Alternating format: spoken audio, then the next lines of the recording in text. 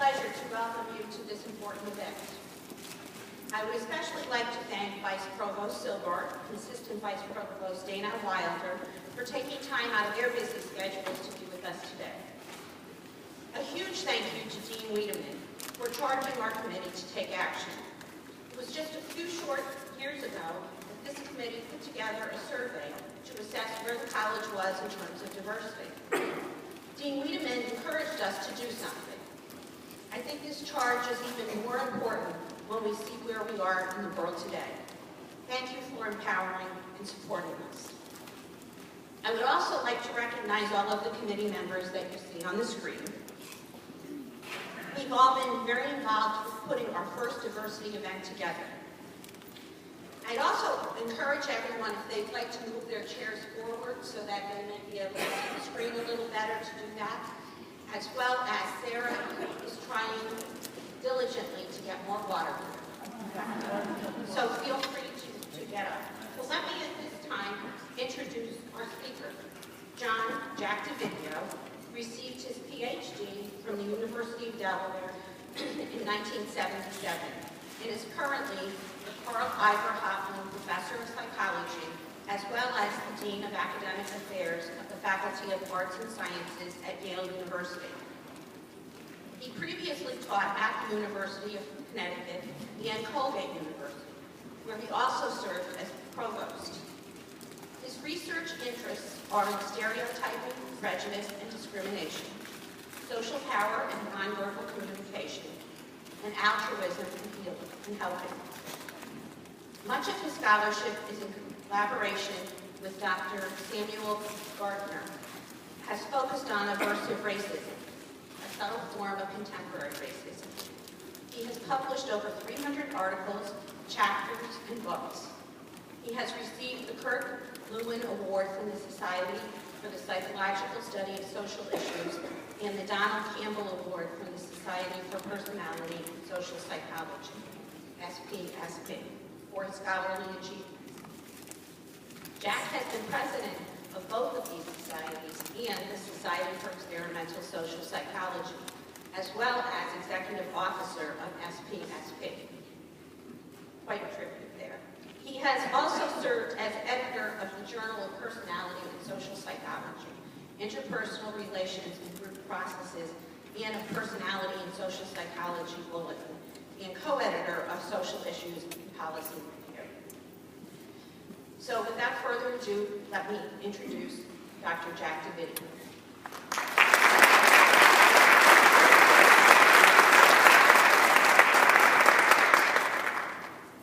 Thank you all for coming. We'll get the PowerPoint set up. I got to ask this question first. Any basketball fans in the audience? No, it's an amazing game. Let me say what I'm going to talk today. I want you to know that basically I'm an experimental psychologist, so I'm going to talk about research. And I do this because I think there's a lot of discussions about diversity, but I think that it's also important to know the science behind it and have you make informed decisions. The second thing I'm going to say is I'm going to focus on a particular type of intergroup relations, black-white, and mainly the responses of whites to African Americans, because I want to tell a complete story. And at the end, we'll have time for discussion, and I'm happy to talk about other groups. As we go through here, this is basically the overview. I'm going to talk about contemporary bias. I'm going to talk about subtle discrimination. I do believe that overt, blatant discrimination still exists. It still affects the lives of people of color. But I also think that a lot of us are affected by more subtle forms of bias, and we may not know about it. And that's where I'm going to talk about implicit prejudice. And implicit prejudice is unconscious, unintentional bias. I'll try to introduce you to the roots of that. I'll talk about the consequences, and I'll talk about intervention. Now, one of the interesting, I'll get there. I'll go back there. But one of the interesting things that I want you to think about is that most of the time when we talk about prejudice and bias and discrimination, we're really talking about a small group of people who are causing a lot of problems. What I'm going to try to convince you of today is that that's only partly true. And the problems may be in those of us who think we're part of the solution and not the problem. And one of the things the psychologists have found, which was really surprising when I began to look at the literature, is that there are many reasons why normal people are likely to develop biases. And these are functional processes that basically serve us well, but they go awry when we talk about race and racism and intergroup behavior. And I'm just going to give you a little background, a little social psychological background on how the nature of bias is rooted in these normal processes, and therefore we're all susceptible to being biased. And when you look at the literature, these processes fall neatly into three categories. Cognitive, which deals with the way we think. Motivational, which deals with the fact that we have basic needs and try to satisfy those needs. And social-cultural, which means we absorb the values of our society. And I'm going to just give you some examples of these. In terms of cognitive biases, we are social animals. And one of the ways we evolve is by quickly trying to identify people who are members of our own group and who are members of another group. And we make that decision very quickly for survival value, and it's often based on the way people appear visually to us. And what we find is in the United States, people automatically categorize people on the basis of three qualities: gender, race, and age. And this happens automatically. Now, simply categorizing people on the basis of race in itself isn't bad, but here's the second part of human nature. Once we categorize someone as a member of our own group, what we automatically do is tend to value them more, and when we categorize someone as somebody from a different group, we tend to devalue them. Now, what I tell people is, very often in a room like this, I can tell you that there are two types of people in this room. There are the people who sit at the front of the room, and we know what they're like. And of course, there's those who sit here, a little bit of in-group favoritism, thank you. And then there's those who sit at the back of the room, and we know what they're like. Just simply reminding people that there are two types of people in this room changes the way you think about the people around you. You feel closer to them, and you feel more distant psychologically as well as physically from the people at the back of the room and vice versa. This is normal, this is cross-cultural, it happens in every society. Motivation. We have needs for power, status, and control, not simply for ourselves, but for our group. And one of the ways we retain the power, status, and control of our group is how? It's by resisting the progress of other in-groups. That too is normal, that too is cross-cultural, that too is embedded in sort of our human evolution. And the third thing I want to think about, and it's easy to forget, is that we absorb the values of our society automatically. Unconsciously, they begin to affect the way we think about the world. We think about America as being egalitarian, but we were founded on the proposition that all men were created equal. But it took us 200 years to pass legislation guaranteeing that blacks were equal to whites. Racism is embedded in the way we think as a culture. The other thing that many of you may not remember, or were not even alive to hear, is that we tried to pass an amendment guaranteeing that women were equal to men. It failed. We could not pass that amendment. Do you remember that? I mean, it boggles my mind that we couldn't pass that amendment. But that means there's something in our culture that is telling us that women are somehow different than men, and it gets reinforced by our culture. So we absorb these values automatically, and because of these three processes, I can tell you that what we find is that most people have this propensity to be biased in one way or another. And in fact, there's some neuroscience research. This is a picture of a brain, if you can't see it that well. But what this neuroscience research shows is that different parts of the brain get activated when you encounter a dissimilar person or an out-group member from when you encounter a person who's an in-group member. And what's interesting about these two locations in the brain is when you ask people to actually think about something about themselves, what gets activated is right here next to the in-group member. So we begin to have reactions to other people who we consider members of our group that are very similar to investing in ourselves. And that these areas, by the way, are close to some of the emotional regions of the brain, and shows us that we have this big empathy and connection and emotional connections to people like us. And automatically we have a more distant connection to people who are not like us. So these things get laid down in a very fundamental way. What this means, at least when I look at the world, is this. When someone comes to me and tells me that they're prejudiced, that they have biases, I understand that. There's a lot of reasons that can explain that. But when someone comes to me and says that they have no prejudices and they have no biases whatsoever, that to me is a whole lot more interesting. Because what they're saying is that they can overcome this long list of basic psychological processes and still be non-prejudiced in that situation. Well, I'll tell you what I believe. What I believe is that many of the people who say we're not prejudiced, we truly believe we're not prejudiced. We truly consciously embrace egalitarian values. We are good people. But because we're humans, we're susceptible to these processes that lead to unconscious biases, and these unconscious biases affect what we do. What this means is that we have both positive attitudes and negative attitudes existing side by side. Positive conscious attitudes, negative unconscious or implicit attitudes. And that creates a sort of a psychological tension and a behavioral instability, such that some of the time we behave in a very positive and egalitarian manner, but some of the time we'll also behave in an automatic, unconscious, negative behavior.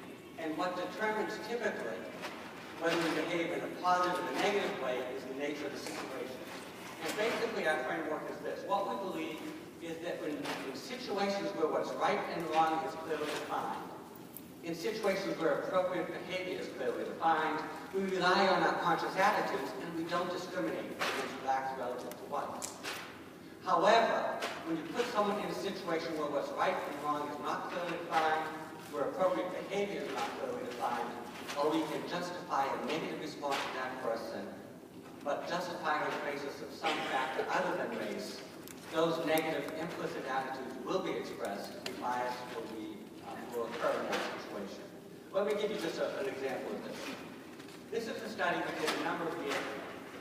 And what we did in this study is we introduced college students who were white to an applicant for a position that was a very prestigious position on campus.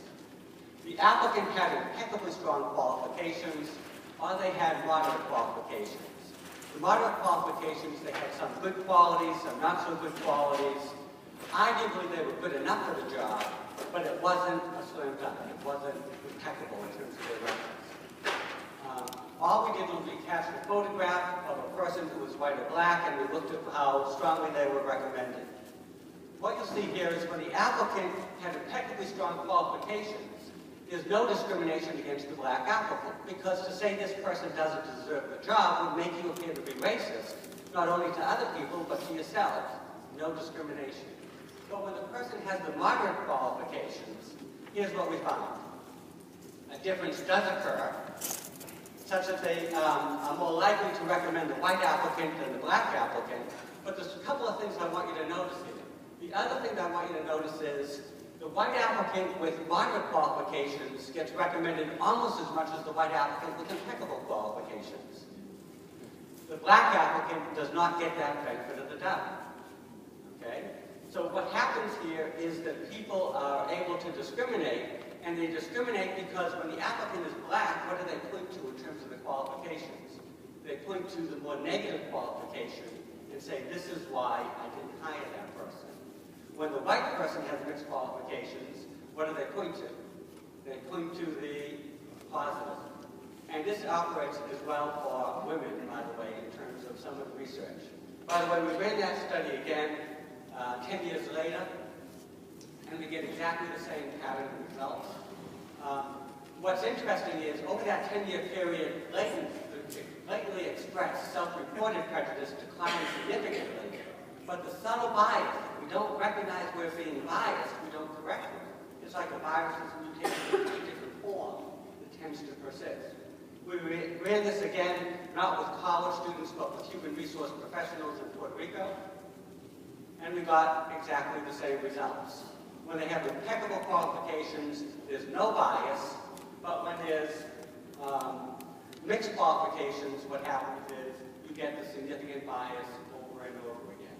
But again, what happens here is it's not blatant, because if you ask somebody why they made that decision, they say it has nothing to do with race, but what they say is it has everything to do with the qualifications. But their implicit bias leads them, in some cases, when the person is black, to weigh more heavily the negative qualities, and when the person is white, they weigh the positive qualities. And that's why the whites get the benefit of the doubt. Make sense to people? So that's kind of how this operates. Now, at this point in the research, there was a kind of problem with research. I'll tell you what it is. And that problem was that we talked about subtle bias. And we go to people and we say, are you a racist? And if they said yes, we would call them an old-fashioned racist, a blatant racist. And if we asked them this question, they said no. We said, are you a racist? We would still assume that they were a subtle racist, okay? Because this is the way people work. This is what our data showed. We couldn't differentiate. Now, one of the things I learned is there's no adjective you can put in front of the word racist that will make someone feel better, okay? So this is not a good way to make friends. And it's also not a good way to do research, because, in fact, I do believe that white people can be non-prejudiced and non-racist. It's just that most of us aren't because of our experiences. And this leads us to the next part of the kind of stage of research, where we drew on some of the work of cognitive psychology, which deals with the way people think, and we're able to distinguish what we call two different types of attitudes. Explicit attitudes, which are conscious, which are deliberative, which reflect our personal values. And this is what we usually get when we give self-report. If you ask me if I'm prejudiced, I'll search my head and I'll say, no, I'm not prejudiced. But there are also another type of attitudes, implicit attitudes, unconscious attitudes. And these unconscious attitudes occur spontaneously. They develop from habits of mind. Simply mere exposure to things in our society will tell us what's good and what's bad. And this can happen in a spontaneous way. It's difficult for people to verbalize it because it's not conscious, but you measure it with response latency measures. And the most common response latency measure is the IAT. Has anyone ever taken the IAT, the implicit association test? If you go to harvard.implicit.edu, they have a number of these different tests. And they're all based on the simple principle. When two things are more associated in your mind, you can respond to them more quickly. So when you see white and positive, you can respond to that quickly. When you see black and positive, it takes you a little bit longer to make that decision. So the more these things are associated in the mind, the more quickly you respond, and that becomes an indication of your implicit bias. What's interesting about this is two things. First of all, explicit prejudice and implicit prejudice are not strongly correlated. And here's the reason why. About 85% of white Americans, we say we're not prejudiced. And I think we truly believe we're not prejudiced. But about 75% of white Americans show implicit bias on the IAT. And that's because we grow up in a society that associates positive things with people being white and being male, and negative things with people being black or being female or members of other groups. Now, what I'm going to argue is, in social psychologists, we like to argue all the time. And people would argue, okay, what's the true attitude? Is the true attitude what I say, or is the true attitude the IAT implicit beliefs? What I want to say is they're both valid parts of who we are. If I say I'm not prejudiced, and I believe I'm not prejudiced, that's truly who I am. But at the same time, if I have these unconscious implicit biases, that's also a valid part of who I am. So what I want to argue simply here is this, that our explicit, self-reported, conscious attitudes predicts the behaviors that I can control, that I can monitor, that I can just. But it's the implicit attitudes that predict more reflexive behaviors. They're kind of the first step in terms of directing my attention. And so the unconscious attitudes, which you can measure with reaction times, are good predictors of behaviors of which you're not aware, behaviors that you don't monitor or control, and subtle forms of behavior, such as nonverbal behavior, and I'll come back to that. So,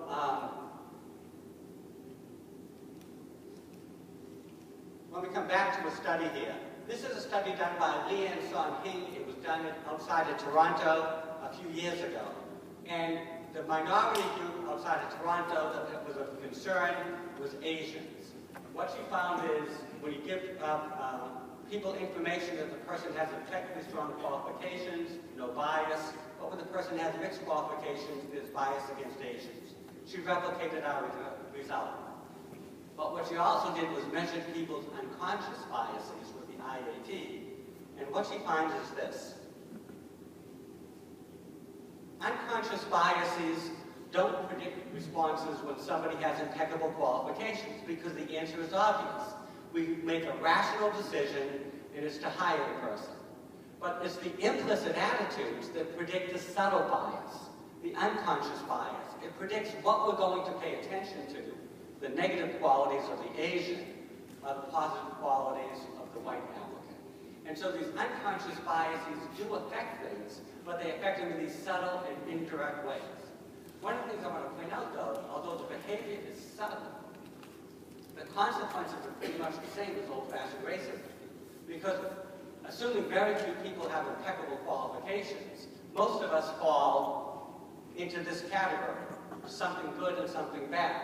And what this means is who gets the job? Is the person who's white over the person who's Asian? Is the person who's white over the person who's black?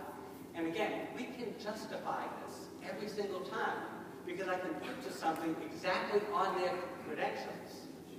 And and that means I never see myself as being biased, right?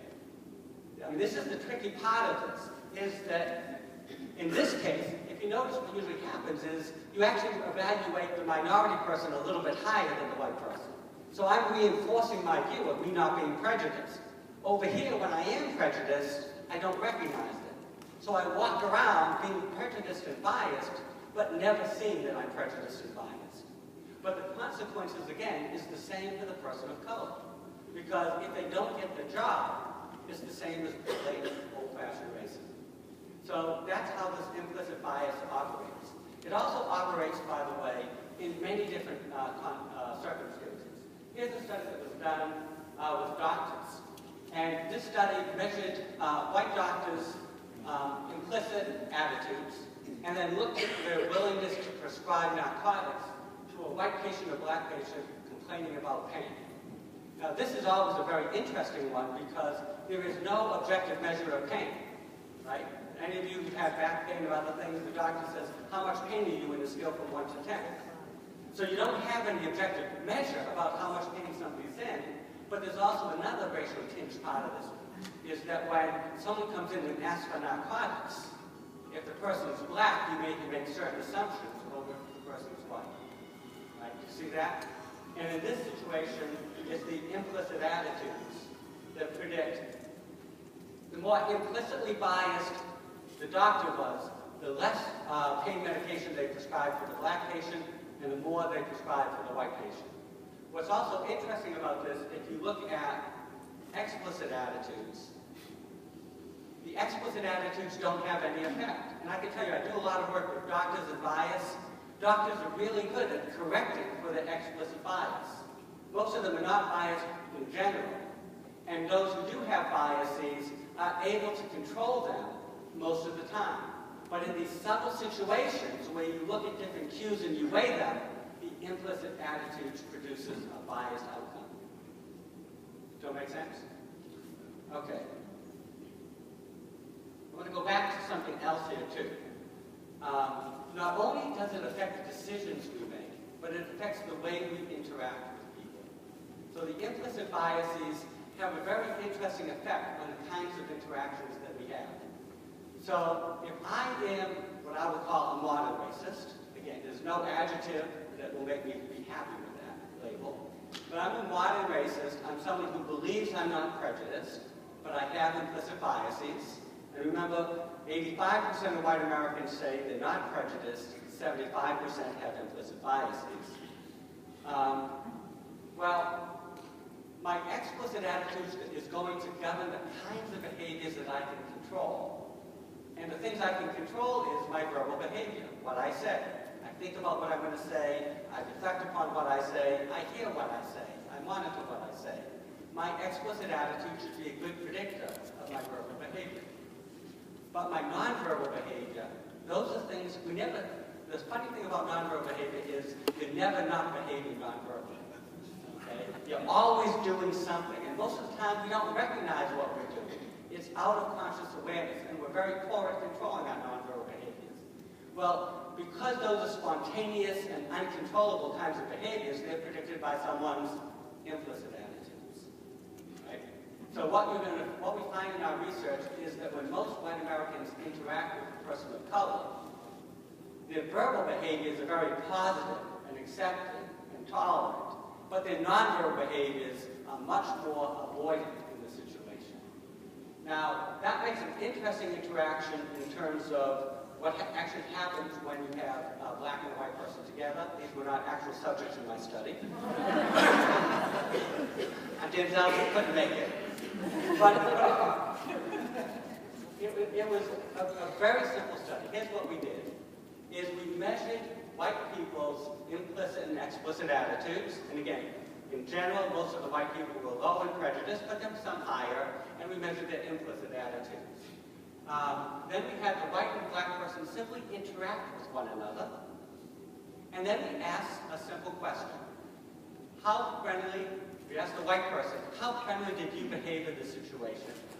And then we asked the black person, how friendly did the white person behave?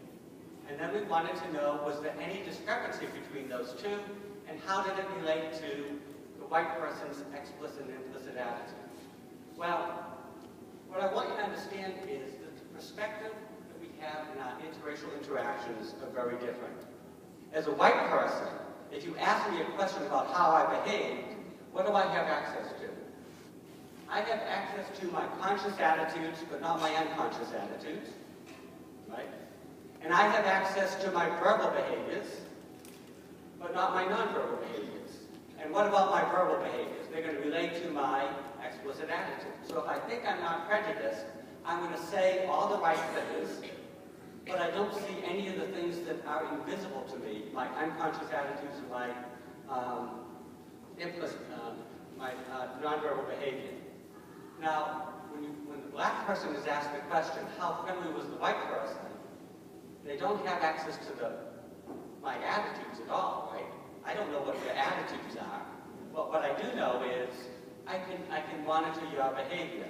But what behaviors might I monitor? I can monitor your verbal behavior, and I can monitor your nonverbal behavior.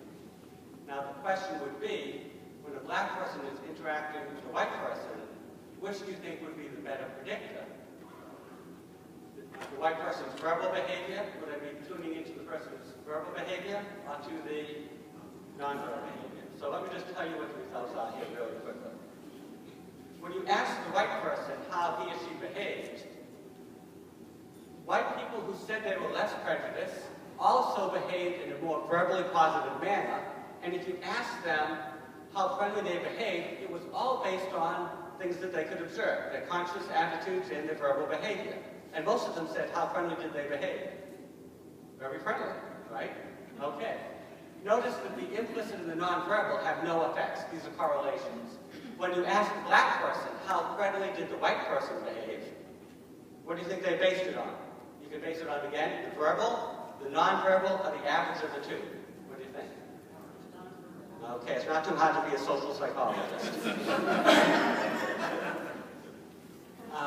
What I want you to see here is they based it on the nonverbal behavior, which was derivative of the unconscious attitudes.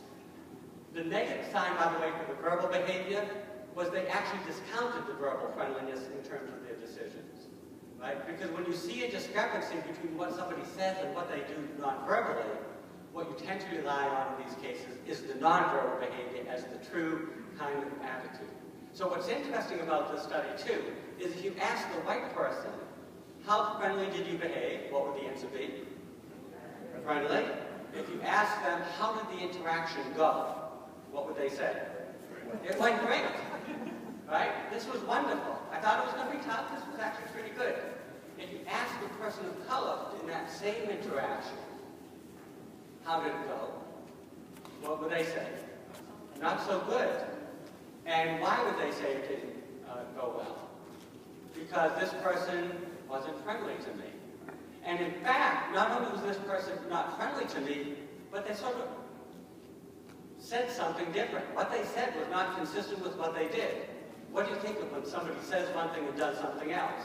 That they are untrustworthy in that situation. And what did they, and this is an important part of this, what they attributed it to was what? If I said, okay, why do you think this person wasn't friendly to you? What was the answer they gave? This person is racist. But what kind of racist were they assuming? A blatantly old-fashioned, conscious racist. Instead, our participants weren't old-fashioned, blatant racist. They were modern, unintentional kind of racists. Okay? I mean, I have to say that this has changed the way I interact with people now in two ways. The first thing was, very often when I'm interacting with a person of color, occasionally that person will say to me, I did something to offend them. So they'll say, you just offended me. And what I used to do was this. I used to say, okay, let me think about, do I have any racism up here?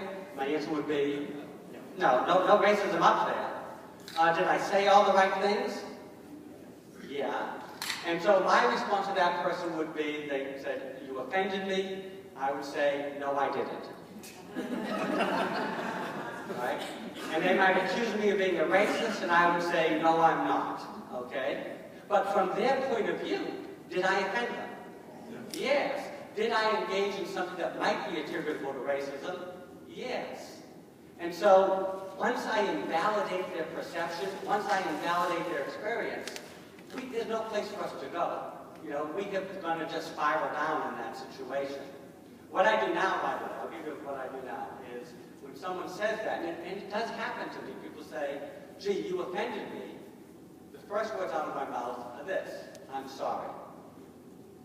And I say, I'm sorry I offended you. But then I'll say, can you tell me what I did that offended you? And at least now we're starting on common ground. Now I validated your experience. I believe it to be true. I just need some help to try to understand what went on and help us get to a place of, if we can start at a common bad place, I can get us maybe to a common better place. But once I invalidate your experience and say, no, your experience is wrong, there's no place we can go that's going to be constructive. Yeah? Is there a way to measure guardedness? Because I know many of us will be guarded in social situations, so we don't say the wrong thing that might offend somebody when we don't mean to. And yet, when you're guarded, your nonverbal is going to happen. Right. So the question is there any way of sort of figuring in guardedness with this? And I'll try to come back to that at the end, but there's a lot of things that make this really a true Greek tragedy, where people aren't bad, but bad things happen. But one of the things is when you're guarded about something, you also tend to be nervous and anxious because you're monitoring yourself. And what behaviors do people engage in when non-verbally, when they're anxious? They close posture, they look away, they focus on themselves, they don't focus on the other person. What behaviors do people engage in when they don't like somebody? They look away, they have a closed posture, they don't connect with that person. So what happens is that even if it's based on anxiety, it may be perceived as being hostile. And that's another problem in this situation. So I'll try to talk about that. Okay? The other thing here is, by the way, I went back to the physicians, looked at physicians' behavior. I'm going to give you a study here by somebody else, Lisa Cooper. But what Lisa Cooper found, we replicate this within colleges and other groups. settled. Okay. Is this, that when you look at a white doctor's implicit attitudes and how they actually behave with a black patient, here's what you find. More implicitly biased physicians, most of whom say they're not prejudiced and believe they're not prejudiced. The more implicitly biased physicians have fewer verbalizations with the patient, have a shorter visit with the black patient, speak faster with the black patient, are less patient-centered, and show a little bit more negative affect. So these implicit attitudes are actually affecting their rapport with their patients. The question is, can a black patient actually pick up the unconscious bias of a physician? Now think about that. These are very structured kinds of interactions. It's not a social interaction. It's about just getting better. And the answer, of course, I wouldn't bring bad getting with me. Black patients, black patients are likely to see more implicitly biased physicians as less involved, as respecting them less, as leading them to like the clinician less. They distrust the clinician more. They have less confidence in the doctor, and they're less likely to recommend the doctor. Again, what's interesting about this is the tragic nature of this. And the tragic nature is the doctor wants the patient to get better. The doctor believes that he or she is non-prejudiced. But what is the doctor communicating to the patient is the unconscious bias. The patient picks up the unconscious bias. And what I can tell you in the literature is the less involved a patient feels, the less likely they are to adhere to the doctor's recommendations, the less likely they are to come back if they distrust the doctor. And who in the end is going to suffer from this? It's going to be the patient. And yet nobody knows why this is occurring. It's not in their consciousness, but the result is the same. And it's a result that nobody wants, and well-meaning people want to avoid as much as possible, but it's the implicit bias that drives this. The other thing I'm going to say about this is that, and I think this is really important in terms of, this is the other thing that I learned in my interactions, that the extent to which we as white people, or me as a white person, am not aware of my biases, then I tend not to see biases anyway. So, but people of color who see these subtle biases are more likely to detect that. And what that means is white and black Americans, just like in that interaction I told you about, have very divergent views of the world. So this is some nationwide survey results. 67% of white Americans perceive America as characterized by racial equality. 52% of blacks see America as characterized by racial inequality. We see the world in very, very divergent, almost opposite ways. But those ways we see it fit with our experience. It's not that one is right or one is wrong. We both have different perspectives. 58% of whites are satisfied with the way blacks are treated. 67% of blacks are dissatisfied with the way they're treated. The other thing I just want to say here that's really important is when you distrust somebody, right, you really distrust them. And it often leads you to over-distrust and the belief in conspiracies. And what we find is that blacks are very susceptible to conspiracy theories. So here's one. The government makes sure that drugs are available to black children to undermine the black community. 60% of blacks agreed with this statement, 16% of whites. Another one here. AIDS was created in a lab deliberately to infect black people. About 20% of blacks say yes to that. Only about 5% of whites agree with that. What's interesting about this, again, the consequences. Many black men will not wear condoms because they believe it's been secretly infected with the HIV virus by the government. There's a substantial portion of black men who will not use condoms for that reason. But what does that mean? The susceptibility to HIV and AIDS actually goes up because they believe in these theories, but it's really rooted in the distrust. And so that's the other thing I learned about this, is that when I interact with another white person, I usually assume that they trust me. I mean, I think most of us, when we have an interaction, we believe, my guiding assumption is you trust me, right? However, when I interact with a person of color, I now have a different assumption. I assume that black people don't trust me. And there's good reason, because they see me as a white person. And as a white person, our history tells them, be careful. You know, we have the Tuskegee incidents, there are all sorts of incidents that they can look at historically about why black Americans should not trust white Americans, right? And if my behavior is positive verbally and negative non-verbally, what are they going to look at when they see me? They're going to see something that confirms their belief that I should be trusted. Now, yeah?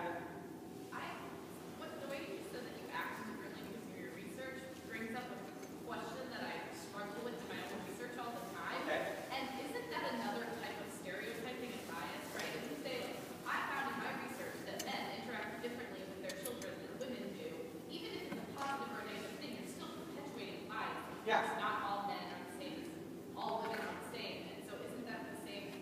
It's the same, yeah. Okay. And so, again, I don't want this to be seen as white people are bad and black people are good. Right. We both have biases. And if we can understand the biases, and men and women have biases, if we can begin to understand that there are certain things that we're oversimplifying, we're over-categorizing, we're treating everybody in a group the same, we're not giving people the break and the opportunity to show that they're different, we'll all be better off in both groups, and all groups do that, not just one. Because these are basic human processes. But my belief is get a lot of these things out on the table. I treat an interaction differently if I know somebody doesn't trust me. I work to earn their trust. But if we automatically assume that members of disadvantaged groups trust us, we're skipping over an important step in terms of building up rapport, building a relationship. Because, like I said, there's many reasons, both historically and in terms of contemporary life, why that shouldn't be the case. We get to the next page here. This leads us to, this will be the last sort of point I want to make then I'll get to the interventions. In this point and this goes back to guardedness and other things. Because we're so concerned about being biased, because we don't want to be biased, because we don't see bias, we often, as white people, begin to try to emphasize that we're colorblind, that we don't see race. I can tell you that I was brought up explicitly to be colorblind. I was taught, don't be prejudiced, be colorblind. I'm going to try to argue here that actually being colorblind is being racist. I mean, I can tell you this personally. When I try to be colorblind and I'm interacting with a person of color, how do I try to imagine them? I try to imagine them as being white. Okay? I'm devaluing who they are and saying, if you were just like me, everything would be fine. So colorblindness has an implicit bias built into it. The other thing is, it doesn't recognize that different groups have different needs, goals, and preferences. And I'll just give you an example of this one right here.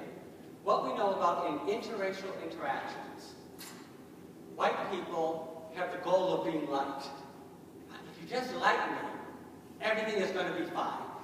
But what we find is that people of color have the goal of being respected. They don't care as much about being liked, they want to be respected. By being colorblind, we're disrespecting them. Okay? And that causes problems, because if I'm only satisfying my needs and not satisfying your needs, intergroup relations are about relations. You have to satisfy both. Colorblind, I'll talk about this. I'll talk about the irony of harmony in a second.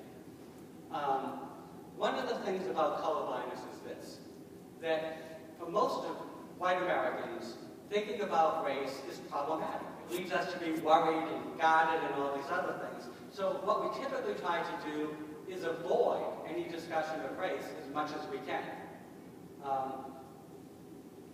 So if you ask white and black Americans, their preferences for different acculturation ideologies, and this goes with immigrants too, what you see is that most whites really want assimilation of different groups, or they want to think of people only as separate individuals. But most people of color want multiculturalism. That is, to be respected for their own race and their ethnicity, but also to be accepted as part of the collective whole. So we have these different perspectives. not only do we have these different perspectives, but we work hard to try to reinforce these perspectives. Here's a simple study that we did. This is with high and low power groups. We've done it with black and whites, but essentially we do this. We have a high power group and a low power group. We have whites, we have blacks, different studies. We've done it in Israel. Then what we did was say you're going to interact with a member of the other group, and you can pick the topics that you want to talk about. And the topics are these. You can talk about things that make you different, or you can talk about things you have in common. And commonness is like colorblindness. What we find here is, for the high-powered group, they don't want to talk about differences at all. They only want to talk about what we have in common, because what we have in common will make everybody happy and we'll all like one another, right? But what about people of color? What about low-power groups? What we find here is this. A couple things I want you to notice about this is that, first of all, low-power groups want to talk a lot more, right? And there's reasons. There's a lot more to talk about from the perspective of a low-power person. The second thing I want you to notice is they want to talk a lot about differences, where the high-power group doesn't want to talk about differences. But the third thing that I think is really important is this. Blacks and other groups of lower status traditionally also want to talk about what we have in common. And this is a great strategy, because it turns out there's research that we care more about fairness with people we identify with as part of our own group than groups that are different than us. So if I can get you to believe and think about us as being members of a common group, but also point out unfair differences, that can be very effective at motivating you to help address the problems. But you see these different preferences. I'm going to just say something here really quickly, that these different preferences are really rooted in power, in terms of social power. And I'll give you just a quick illustration here. Here's a study we did at a predominantly white college and a historically black college. And you ask white and black students their preferences for assimilation and colorblindness over multiculturalism, and what you see, this is the way the research is typically done, what you have is white students preferring assimilation and colorblindness, and black students preferring multiculturalism. But what if we ran this same study in a historically black college where 85% of the students are black and 15% are white? What you'll find here is this. When you take a white student and put them in a historically black college, they no longer prefer colorblindness, they prefer multiculturalism. And when you take the black student in a historically black college, they now prefer assimilation. Because assimilation, I'm going to argue, in colorblindness serves the value of the dominant group and represses the subordinate group. And I'll give you just an example of that, just to think about these, think about it a different way. I'm going to tell you about a simple study we did, and then I'll get to the broader information. We had 2 3-person experimental groups, and one group we did, and we've replicated this with race, but I want to give you just a clean experiment. One group was given the role of high power. Why do students participate in research? In part, they're not coerced, they're on the IRB, but they do it because they get experimental credits. That's the value commodity. So one group was told, at the end of the study, you get to distribute 10 experimental credits to the members of the 2 different groups. That's the high-powered group. The low-powered group, we gave them something similar to do. You get to distribute marbles. Do students care about marbles? No. Okay.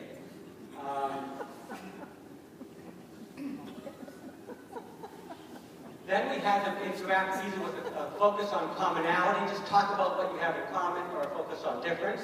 Remember, it's the majority of the high-power group always likes commonality. And then we looked at different responses. So here's the bottom line of this study. We asked the question, how much do you like the members of the other group? And what you find here is, when you talk about commonality versus differences, we like people better. We like people when we have things in common with them. So everybody felt happier in the interaction when they talked about commonality and the differences. Now remember, what is the goal of the white person in an interracial interaction? It's to be liked. So this is pretty good, right? You achieve that goal.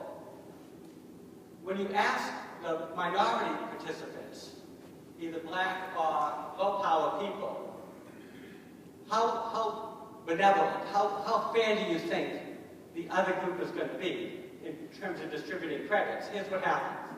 When you talk about commonality, you like the group more, you pay less attention. When you talk only about commonality, you pay less attention to differences, so they attend less to the inequality, and they think everything's just going to be great.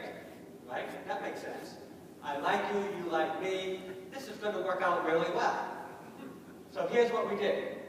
At the end of the study, we asked the low-power or minority students, how many credits do you expect to get from the other group? And what would be a fair distribution? If you have 10, you would expect about 5, right? So here's what the minority group expected. When you talked about commonality, this was really good. So I'm going to get close to 5. You know, I figured it would be a little bit of self-interest. But when we talked about differences, I don't expect much from them. It didn't go that well.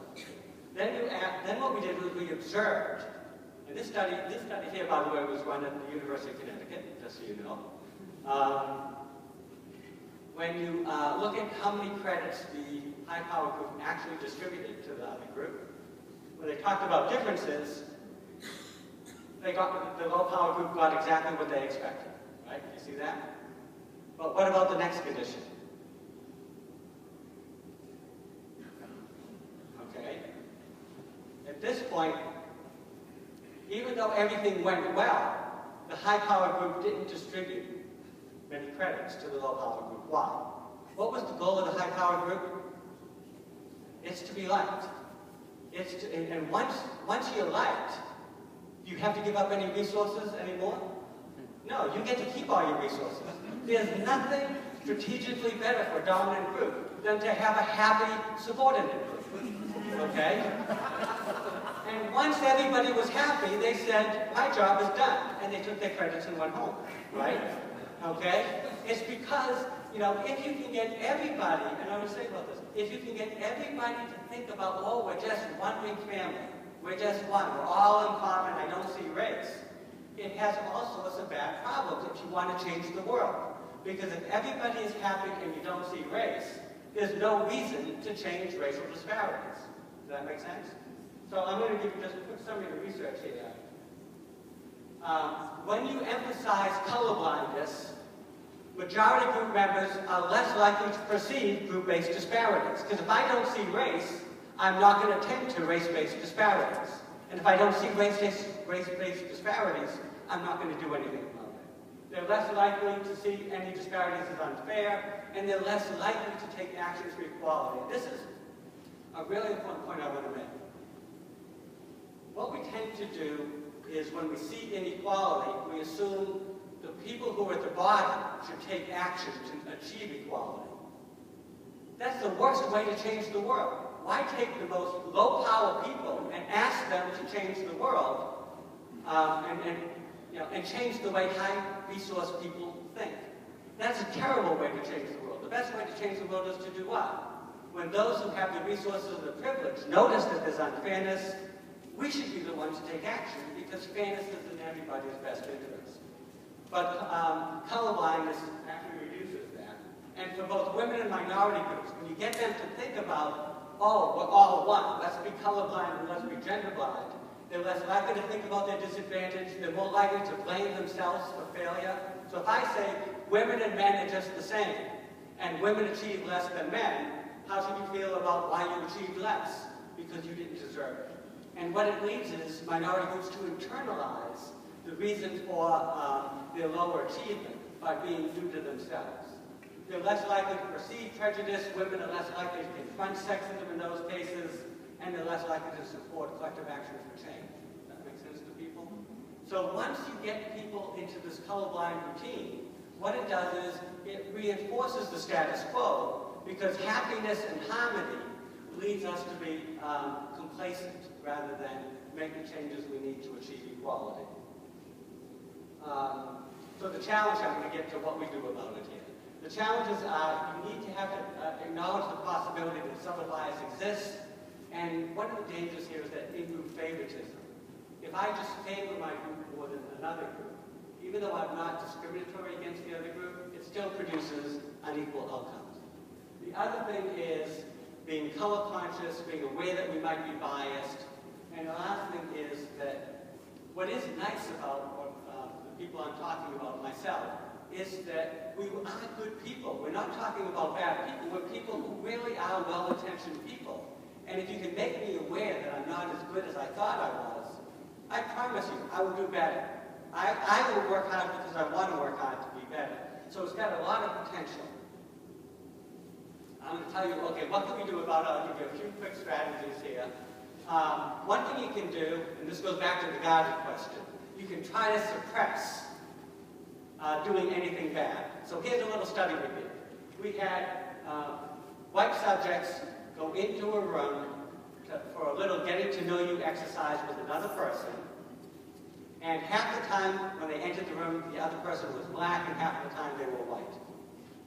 Okay? In the control condition, we said, just go in and talk to the other student. In another condition, here's what we said.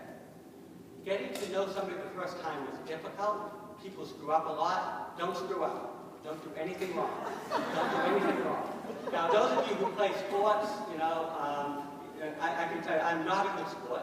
And very often, if I'm playing a game, someone will say, you know, don't miss it, don't miss it, don't miss it. You really, once you get people thinking, I'm not going to be able to miss it, what do you have to do? If I say, don't do something wrong, it's going to do what? It's going to make it more accessible what all those wrong things are. And so what we did was we got a measure of implicit attitudes, and the highest score is more positive, more negative. In the control condition, people activate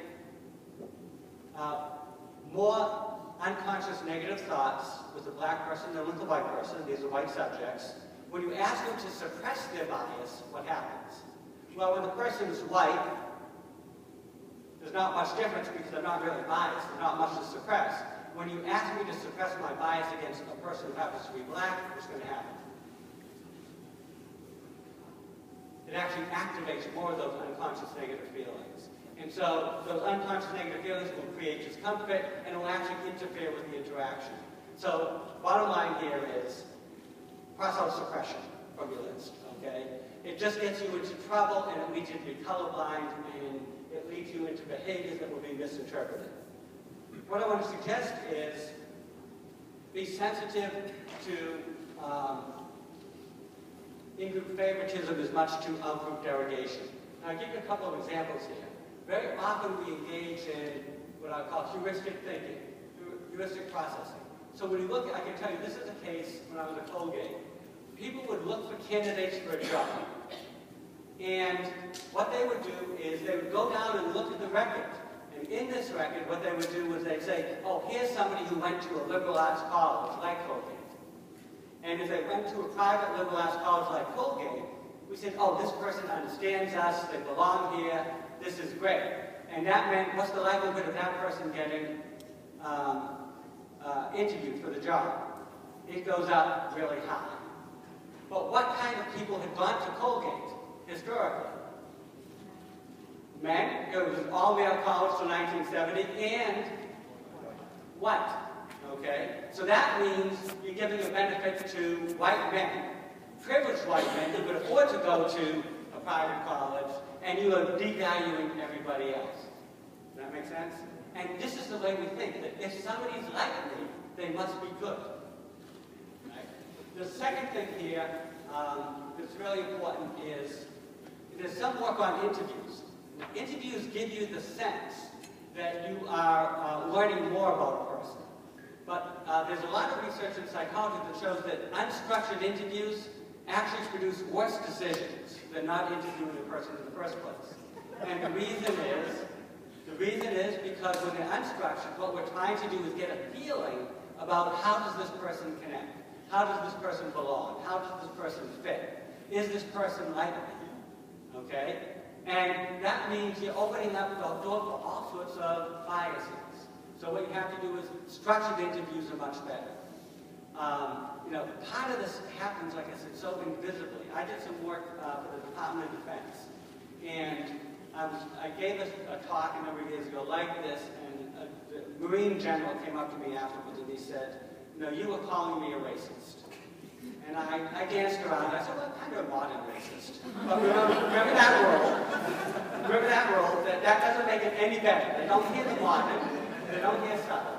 I said, "No." I said, we're talking about outcomes, straight outcomes. And then I asked him some questions. And one of them I knew the answer. In the military, how do you get promoted? And your odds of getting promoted is based on who writes for you or who sponsors you. So I then said to him, when you go out to the officers club, who do you go with? And what he told me was this: I go there with only white men. Now I'm thinking he's a racist, okay? But I didn't say it. And then he said, "What?" He said, "Well, if I go there with a person of color or a woman and I say the wrong thing, I could get into trouble. So I just go there with a bunch of white men. And it's not that I don't like women, and it's not that I don't like people of color. I just feel more comfortable with people like me." And then I said to him this: out of the last 10 people you sponsored for promotion, where did they come from? And all 10 were from people he hung around with at the officers club. So what did he do? He basically excluded women and minorities and over-included white men because it just felt more comfortable than that. That makes sense to people? And that's a real danger. The other thing I'll say about this, and then I'll quickly get through and end up, and we can talk about more things, is here's the real danger in terms of job interviews. It's this, and I'm going to, again, talk about basic processes in the way we think. We have very few opportunities to offer jobs. They're scarce resources. When a resource becomes scarce, we become risk avoidant. Okay? We're afraid, and I'm going to give you something that seems totally irrelevant, but I promise I'll make you come back. I'm going to talk about yogurt. Okay? Let's see if you can make this actually relevant. So here's a little study that's been done in marketing. I tell you this: over the next 10 weeks, you can eat 10 yogurts. What you can do is I'll give you money each week to buy one yogurt and bring it home. Then you eat it. The next week I'll give you money for a second yogurt. And next week I'll do this 10 times, where you can buy one yogurt a week. And assume you like yogurt, okay? So you actually look forward to this. When you give people the choice one at a time, and here's the other alternative: go to the store now and buy 10 yogurts. Okay? And then you can eat them over the next 10 weeks. What do you think happens when people do it one at a time, have to choose this yogurt or something different? What do they end up doing? They buy the same one. They buy their favorite one over and over and over again because it's safe. If I only had one, then why take a risk? I know I'm going to like this one, so there's no reason for me to take a risk. So they get vanilla yogurt 10 weeks in a row. But when you give them 10, what happens? All of a sudden you get variety. I'll still buy 6 vanilla yogurts, but I'm going to try 4 other types because why not? I've got the freedom to do it. I'm willing to go for a high risk and high payoff. But when you think only in terms of scarcity, then what's going to happen is you're going to go back to the thing that gives you the most confidence. Remember what I said gives you the most confidence when I talk about the parts of the brain? It's the people who are me, right? People who are like me. And so that leads to a very restricted use of your subject pool, your applicant pool. I'll skip through some of these things, but the other thing is social tuning. We don't like to confront our colleagues, so very often we go along with the majority. And if only 2 people out of 20 are biased, but we go along with them, it means the decision on average is going to be biased. Because the only way you get fairness is an absolute. If you do it 100% right, it's fair. If you do it 85% right, it's unfair. And so we tend to go along because we trust the people we're around. I'm going to just go back here now to some. The other thing you can do, I'll give you one last example, 2 last examples. And this one here is, if you can't trust people's intentions, what you can do is try to put in structural interventions. And here's a structural intervention we did. This is work that was done with the military a number of years ago. What the military noticed was they keep really good records, and someone can only come up for promotion if they're, quote, in the zone, fully qualified. But what they found was, when they looked at the proportion of blacks in the candidate pool versus those who are promoted, what happens is that, in general, blacks are promoted at rates lower than their representation in the pool. And then the higher you get, the more important the position is, what you find is the greater the disparity, the less they would be promoted. Okay, does that make sense? Because this is a scarcer and more important thing, people become more biased. So the Deputy Secretary of the Army wanted a solution to this. A bunch of us got together, and what he did was this to his promotion pools. He said this: I believe that the black applicants are just as good as the white applicants. I believe that the woman candidates are just as good as the male candidates. So that's my assumption. So here's your task. If you come in with anything but equitable promotions, you have to explain why. You have to write it down and give me a report why you're coming up with something that is not equitable in that situation. So what he did was he tried to get the unconscious biases and force people to be conscious about it. So here's what happened. He instituted that, and no bias at all in the promotion rates. For the first time in the history of the Army over the past 20 years, all of those disparities disappeared. He did that a second year, again, no disparities. He did it a third year, no disparities.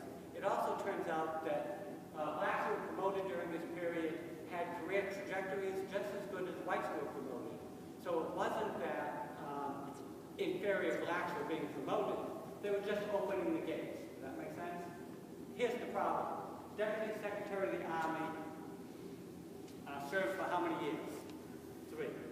So after that, the Deputy Secretary of the Army left, a new Deputy Secretary came in, did not have the same basic policy, and here's what happened. Okay? He didn't eliminate implicit bias, he was able to control it by making conscious structures to prevent people from simply falling back on that way. The last thing I'll talk about is this. And this is really important, that we automatically perceive race as an important social category in the United States. But that doesn't mean we have to perceive people only in terms of race. We can see them in many different ways. And we've done a number of studies to say this, that yeah, you can recognize somebody's race and that's who they are, but that's not an important basis for categorization.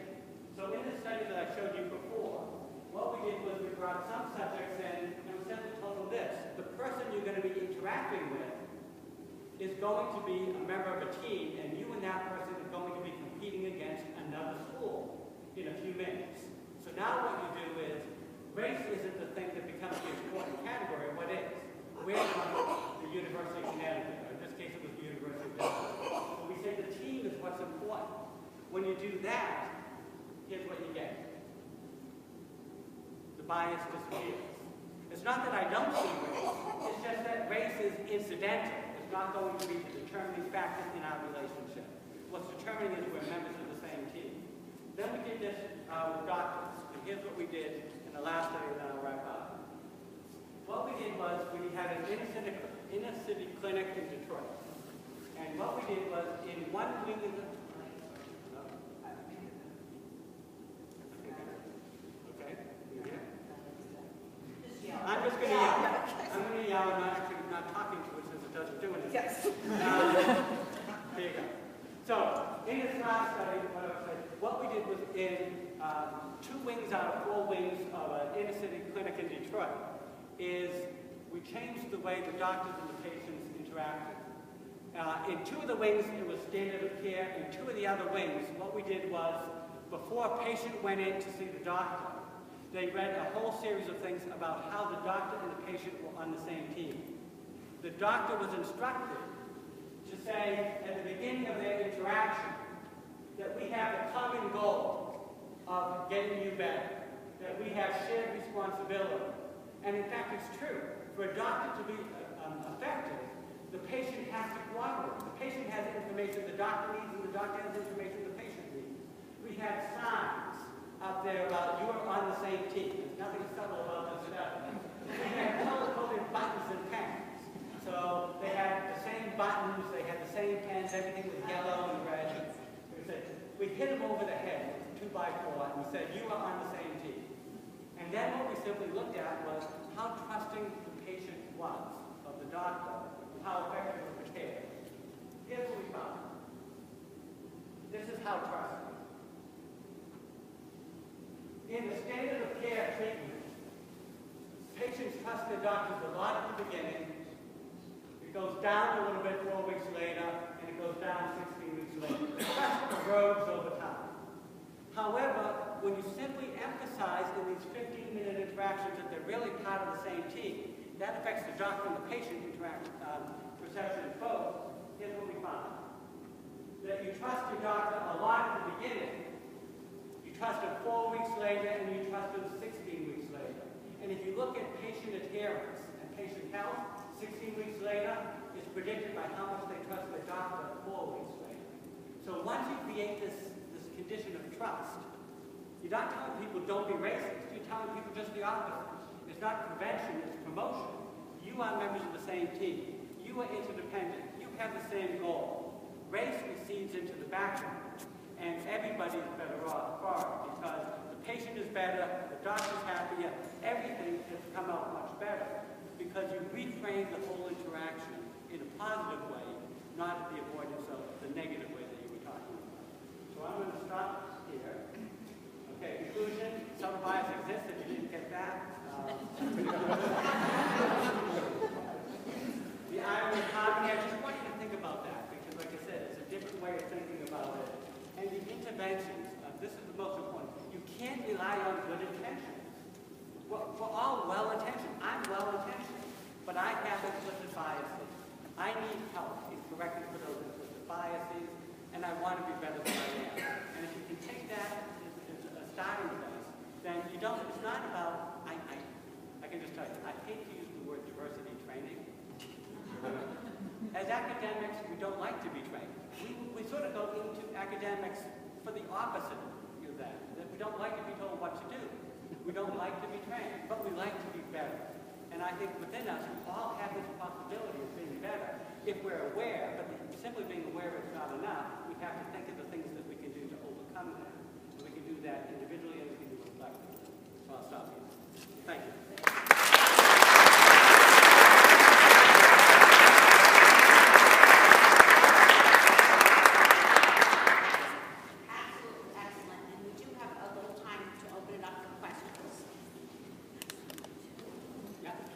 So a lot of searches that I've been on. Yeah, can you stand up and talk loud? A lot of searches I've been on have a very low number of minority applicants. And so say in the pool of 40, you have 3 minority applicants.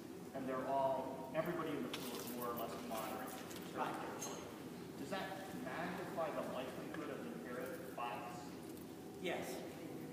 So the issue is when you have, first of all, a low number of minorities in the pool, and everybody is strong, but arguably, whenever there's ambiguity, it works against people of color. I mean, one of the things we try to do is, part of my position is, when I get the list of who departments want to interview, sending it back and saying, so here's my model that I find.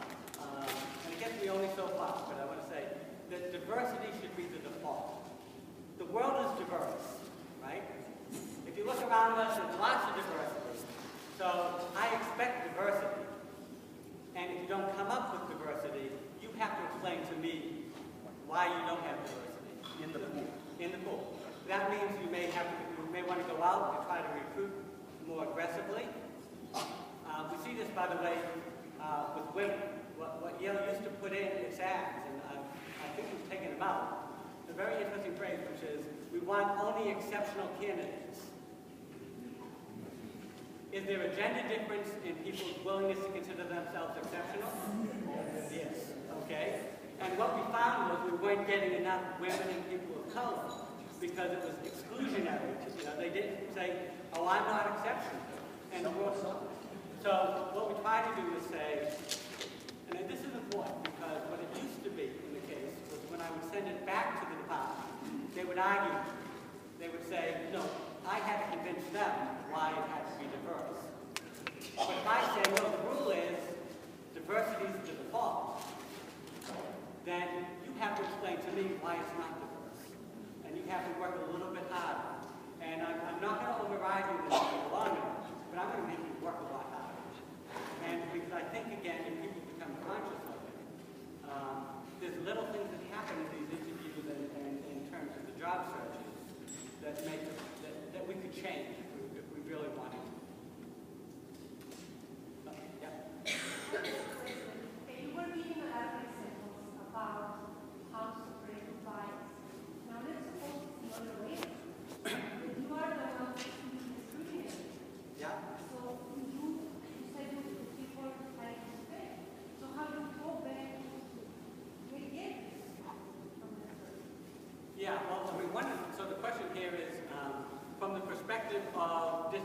groups, minority groups, that you want to be respected, that's an important part of the whole process. And this is, again, one of the tragedies. You can't demand respect from anybody. I mean, if you see, I can try, respect me. How many of you had kids? Yeah. You know, it doesn't, you can't demand respect. That doesn't work. But that's, again, making people aware that in an interaction with a person of color, if my goal had been to get them to like me, that's not going to be a satisfying relationship.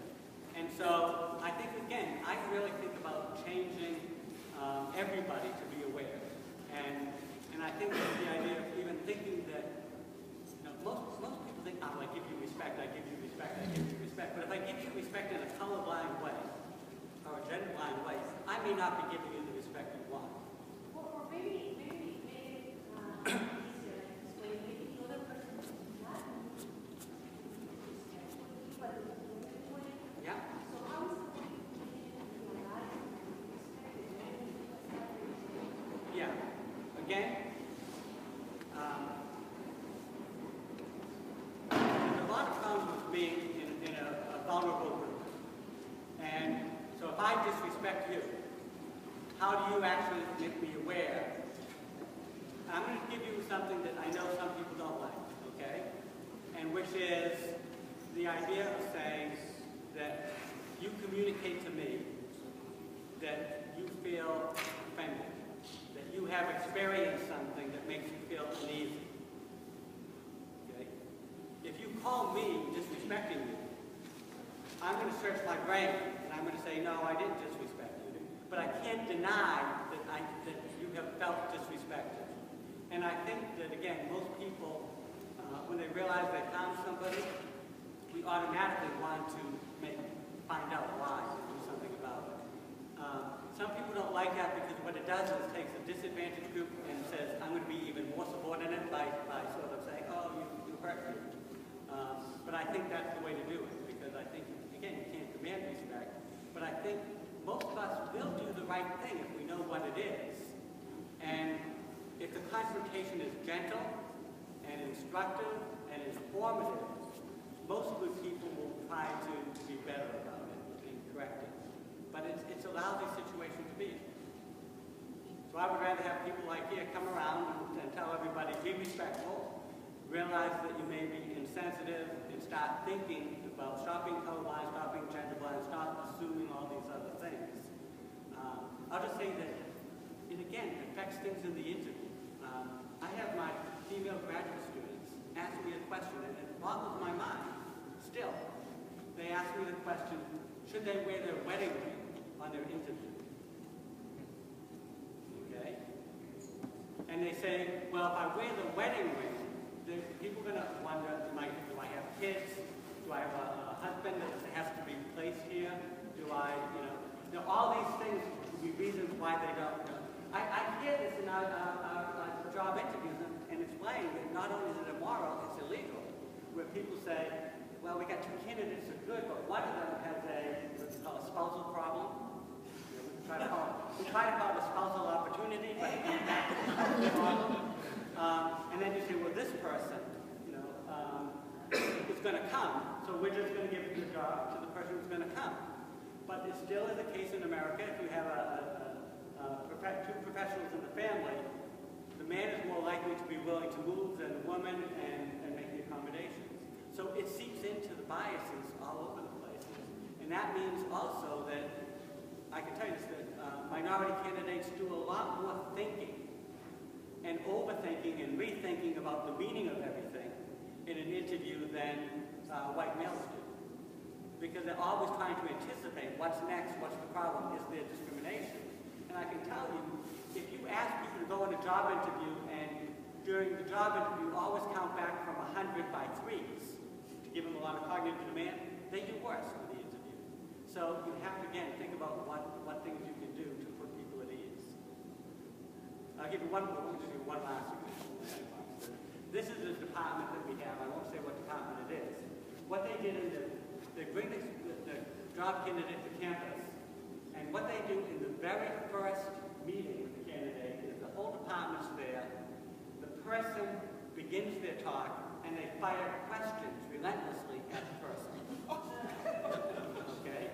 Because they say, this is, we believe in intellectual exchange, we want people who are intellectually aggressive. And I had to explain that if you come to campus questioning whether you belong, this is a department, by the way, that was 95% male. So you've got an audience that's 95% male, and all of a sudden people start bombarding you with questions, and if you had any doubts about belonging before you got there, and how can that person succeed? You know, and so it's not surprising that their male candidates do better than their female candidates, because they ambush them right at the beginning. So we got them to at least do a couple of things, that have a talk where the person gets their talk uninterrupted first.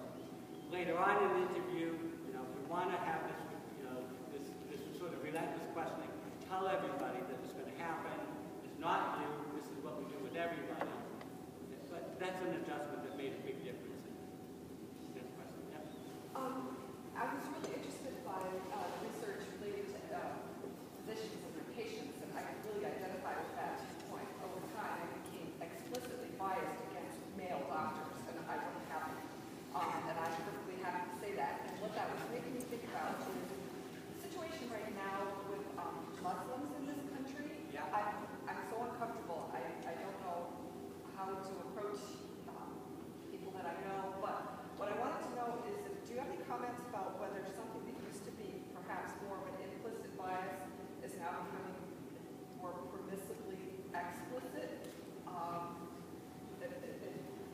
What I'm saying making sense? Yeah, I mean, certainly,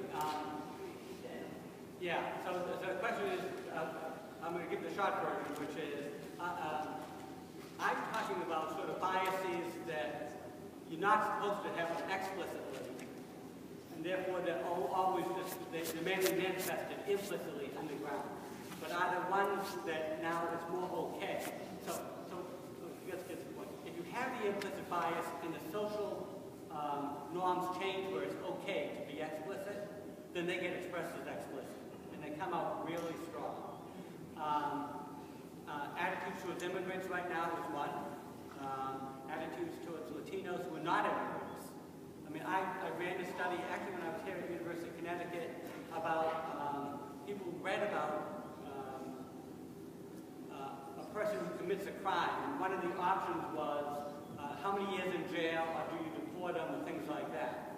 And I'd say 10% of our students, when we gave them the scenario of a Latino who was born in this country, second generation, still recommended deportation.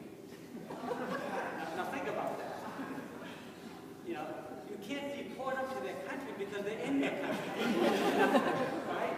But you know, I think what's happened with some of the rhetoric now is that people are much more willing. They may not say I'm biased against Latinos, but I'm biased against undocumented immigrants. But now what they do is they overgeneralize to that.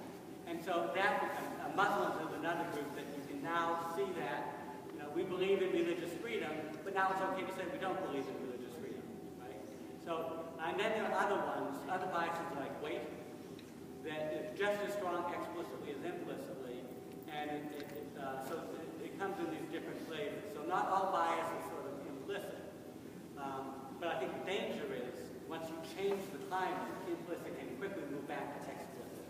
And if 85% of people, or 75% has implicit biases towards a group, changing the norms where it's okay to be discriminatory opens up all sorts of things.